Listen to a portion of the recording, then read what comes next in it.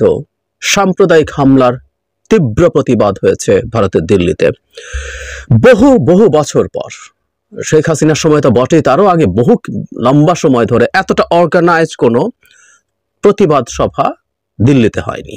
আমি বিবিসি রিপোর্টে তেমনই দেখলাম।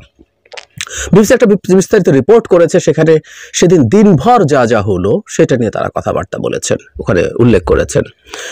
এই আয়োজনটা করেছিল মূলত আরএসএস, বিশ্ব হিন্দু পরিষদ তারা, কিন্তু এটার ব্যানারটা ভিন্ন ছিল। আমি আসবো সেই জায়গায়, একটু কিছু কন্টেন্ট আমাদের জেনে রাখা ভালো। কিন্তু ওখানেই অত্যন্ত আপত্তিকর কিছু কথাবার্তা বলা হয়েছে বাংলাদেশ সম্পর্কে, অখণ্ড ভারতের কথা। দীর্ঘদিন থেকে আরএসএস তারা এই কথাটা বলে বেড়াচ্ছে।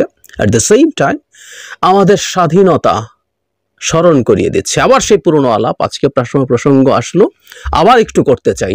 আমাদেরকে স্বাধীনতার সময় স্বাধীনতা যুদ্ধে সাহায্য করে নাকি আমাদেরকে কৃতার্থ করেছে। দীর্ঘদিন থেকে ভারতের লোকজনের এই বয়ান ছিল, শুধু ভারতের না, সারপ্রাইজিংলি আমাদের দেশে প্রচুর তথাকথিত বুদ্ধিজীবী আওয়ামী লীগ নেতারা তো ছিলই। আমার মনে আছে যখন আমরা ভারতকে নিয়ে আলোচনা করতাম বিগত রেজিমের সময়, আওয়ামী লীগের নেতারা আমাদেরকে এটা তারা স্মরণ করিয়ে দিতেন যে ভারত যেহেতু আমাদেরকে স্বাধীনতার সময় সাহায্য করেছে, তাই আমাদের চিরকৃতজ্ঞ থাকা দরকার। আমরা অ্যাপ্লিকেশনে লিখতাম না, এটা দিলে আপনার প্রতি চিরকৃতজ্ঞ থাকবো। সেই ইস্যুগুলো একটু আলোচনা করতে চাই। এখানে তিন মূর্তির চক, এখানে খুবই ব্যস্ত একটা এলাকা। এখানে প্রধানমন্ত্রী সংগ্রহশালা, এমপিদের বাসস্থান, সাউথ অ্যাভিনিউ, দিল্লি সবচেয়ে অভিজাত লুটিয়েন্স জোনের আরো 2-3টা, মানে অনেক কিছু, এবং পার্লামেন্টের সেশন মিলে এই জায়গায় তারা করেছে, এবং এখানে পুলিশ ব্যারিকেড দিয়ে রেখেছে। এখানে এই সমাবেশটা হয়েছে। আসলে ভারতের শাসক দল বিজেপির আদর্শিক অভিভাবক আরএসএস এর প্রচ্ছন্ন সমর্থনে যখন রাজপথে কর্মসূচি হয়, তখন তাকে এটা করতেই হয়েছে। কথাটা এরকম, মানবাধিকার দিবস উপলক্ষে গতকাল 10 ডিসেম্বর ছিল, সেখানে তারা মানবাধিকার দিবসে হিন্দু সম্প্রদায়ের মানুষের বাংলাদেশে মানবাধিকার লঙ্ঘিত হয় এই ধরনের আলাপ করে এটা করেছেন, এবং বাংলাদেশের বিরুদ্ধে মুহুর্মুহু স্লোগান হয়েছে। সেখানে শহরের নানা প্রান্ত থেকে বাস বোঝাই করে ওখানে গেছে, ওখানে খাবার দাবার, পানীয় জল সবই ব্যবস্থা করা হয়েছে। একটা পরিকল্পিতভাবে এই সমাবেশটা করেছে। এখন কারা ছিল? দিল্লিতে একটা সাংবাদিক সম্মেলন ছিল, সেখানে আরএসএস এর মিডিয়া কোঅর্ডিনেটর উপস্থিত ছিলেন। তখন জানানো হয়েছিল এটা আরএসএস এর ব্যানারে হবে না, সিভিল সোসাইটি অফ দিল্লি নামে একটা সুশীল সংগঠন এখানে করবে। ঢাকায় ভারতের সাবেক রাষ্ট্রদূত ভিনা সিকরি, ইন্টেলিজেন্স ব্যুরো সাবেক প্রধান রাজীব জৈন ছিলেন। মানে ভিনা সিকরি ওখানে গিয়ে প্রমাণ করে দিলেন তিনি আদতে বাংলাদেশ নিয়ে যা যা কথা বলেন এগুলো কোনো অ্যানালিস্টের কথা না, এগুলো অ্যাক্টিভিস্টের কথা, অন্ধপাড় দলীয় ব্যক্তির কথা। মানে গত কিছুদিনে আমরা ভিনা সিকরিকে বাংলাদেশকে নিয়ে অনেক কথা বলতে শুনেছি, এমনকি বাংলাদেশে প্রচুর হিন্দু নারী রেপড হচ্ছেন এমন বক্তব্য আমি তাকে একটা জায়গায় দিতে দেখেছি। মিথ্যারও সীমা থাকা দরকার, এই নারীর তা নেই, একেবারেই নেই। বাংলাদেশে কাজ করে যাওয়া ভারতীয় কয়েকজন হাই কমিশনার আসলে আদতে আওয়ামী লীগের পেইড হয়ে কাজ করেন, এরা সবাই তাই। ইনি ছাড়াও পিনাক রঞ্জন আছেন, পঙ্কজ শরণ আছেন, হর্ষবর্ধন শ্রিংলা আছেন। কিন্তু ভিনা সিকরি এবারকার ঘটনায় যতটা সরব, অন্যদেরকে অতটা সরব দেখি না, অন্যরা বেশ খানিকটা চুপসে গেছে। এখন আমরা কারণ আরো খুব স্পষ্টভাবে বুঝি, উনি আদতে আরএসএস বিজেপির একেবারেই গুরুত্বপূর্ণ অ্যাক্টিভিস্ট। সুতরাং আমরা ভারতের মাটিতে ভিনা সিকরি আর যা যা কথা বলবেন বাংলাদেশ নিয়ে, ওগুলোকে আমরা আসলে এর সাথে যুক্ত করে দিতে পারি পশ্চিমবঙ্গের বিজেপির নেতার সাথে। ক্লিয়ারলি তিনি যেসব বলেন, ভিনা সিকরি একটু সফটওয়্যার ঢঙে মূলত একই কথা বলেন। এখানে লোক জড়ো করেছে বিশ্ব হিন্দু পরিষদের নেতা, তাদের নেতারা নাম আছে বিনোদ বনশল, শুরু থেকে দৌড়ছাপ করেছিলেন। মঞ্চের সামনে 3-4টে সারি বরাদ্দ ছিল শুধু সাধু সন্তদের জন্য, সুপ্রিম কোর্টের আইনজীবীরা ছিলেন। নারী সদস্যদের নিয়ে গোটা ভিএইচপি শাখা প্রধান সাত্তী শাতাম্ভরা, উনি পুরোটা সময় ছিলেন নারীদেরকে নিয়ে তৈরি। অনেকেই বক্তৃতা করেছেন 3 মিনিট, কিন্তু ওই নারী যিনি ভিএসপির হিন্দু শাখার প্রধান, তিনি অসীম মানে আনলিমিটেড কথা বলেছেন, তাকে থামানো হয়নি। তিনি হিন্দুরা বেশি দিন বসে বসে এগুলো দেখবে না এসব হুঙ্কার দিচ্ছেন। ভিনা সিকরি বলেছেন যে বিক্রম মিস্ত্রি গেছেন এবং সেখানে গিয়ে বাংলাদেশের সাথে কাজ করতে চেয়েছেন, কিন্তু হিন্দুদের উপরে নির্যাতন বন্ধের শর্তে না।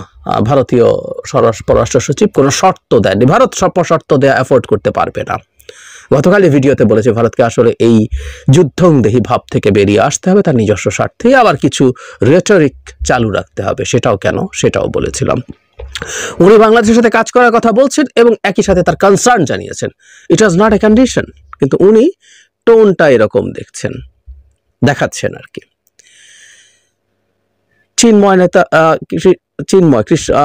ইসকন নেতা চিন্ময় দাসের গ্রেফতারের বিরুদ্ধে তারা তীব্র ক্ষোভ দেখিয়েছেন, হুঙ্কার দিয়েছেন এবং বলছেন যে একজন সন্ন্যাসীকে জেলে পুরেছে, আবারও তাকে ইসকন নেতা হিসাবে বলা হচ্ছে।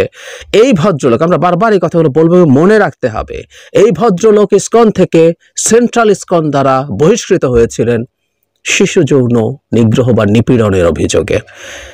এই মানুষকে নেতা বলতে লজ্জা হওয়া উচিত আসলে হিন্দু সম্প্রদায়ের। উচিত তাকে, যে তারা বিশ্ব সনাতনী জাগরণী জোট করে যে তারা অধিকার আদায় করছে, তারা করতেই পারেন। আমরা সেই অধিকারকে সমর্থন, মানে সেই আন্দোলনকে সমর্থন করি। প্রত্যেকটা নাগরিকের নাগরিক অধিকার আছে আর সাংবিধানিক অধিকার আছে করার, কিন্তু তারা তাকে এরকম একজন শিশু যৌন নিপীড়ককে তারা নেতা বানিয়েছেন এবং তার পক্ষে ভারতীয়রা দাঁড়িয়ে দাঁড়িয়ে কথা বলছেন।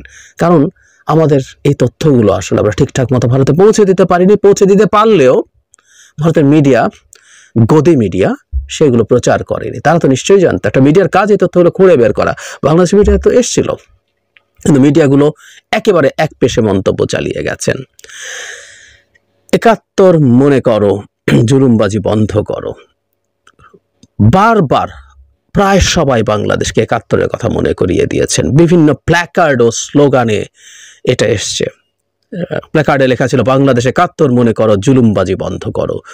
মুক্তিযুদ্ধের ভারতের অবদানের কথা স্মরণ করে আজকের বাংলাদেশেও হিন্দুদের নির্যাতন বন্ধ করা উচিত, এই কথা ঘুরে ফিরে এসছে। মানে সবার মূল জায়গা এটা।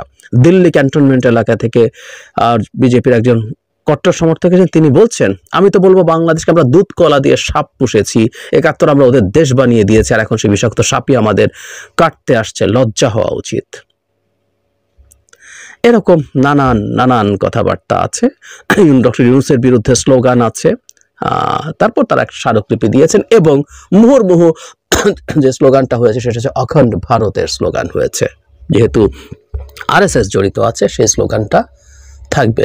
এ দুটোই শুনে একটু কথা বলি। বাংলাদেশের স্বাধীনতায় ভারত সাহায্য করেছে যুদ্ধের সময়, কোনো সন্দেহ নেই।